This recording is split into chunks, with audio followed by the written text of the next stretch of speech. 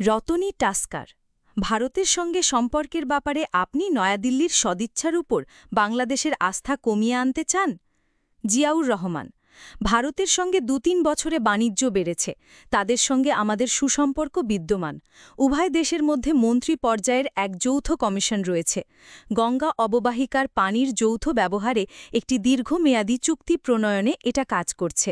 আমরা আশা রাখি শিগগিরই এ ব্যাপারে দীর্ঘমেয়াদী সমাধান পাওয়া যাবে।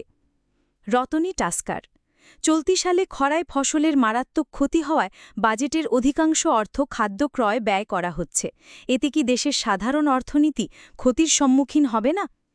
জিয়াউর রহমান, খরার ফলে ক্ষয়ক্ষতি ব্যাপক। পরিস্থিতির মোকাবিলায় আমরা ব্যবস্থা নিয়েছি। এর ফলে আমাদের উন্নয়ন কর্মসূচি যাতে ব্যাহত না হয়, পাশাপাশি তারও ব্যবস্থা নিয়েছি।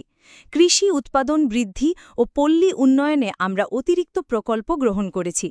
আপনি জানেন যে লুসাকা অর্থাৎ কমনওয়েলথ শীর্ষ বৈঠকে এবং হাভানায় অর্থাৎ জোট নিরপেক্ষ শীর্ষ বৈঠকে আমরা খাদ্য নিরাপত্তা ব্যবস্থা গ্রহণের প্রস্তাব দিয়েছি। হাভানা বৈঠকে তা গৃহীত এবং বাংলাদেশ এর সমন্বয়কারী দেশ হিসেবে মনোনীত হয়েছে। এটা আমাদের জন্য অত্যন্ত সুখবর। কৃষি উন্নয়নে কিছু বিদেশি তহবিলের সঙ্গে আমরা যোগসূত্র গড়ে তোলার উদ্যোগ নিচ্ছি।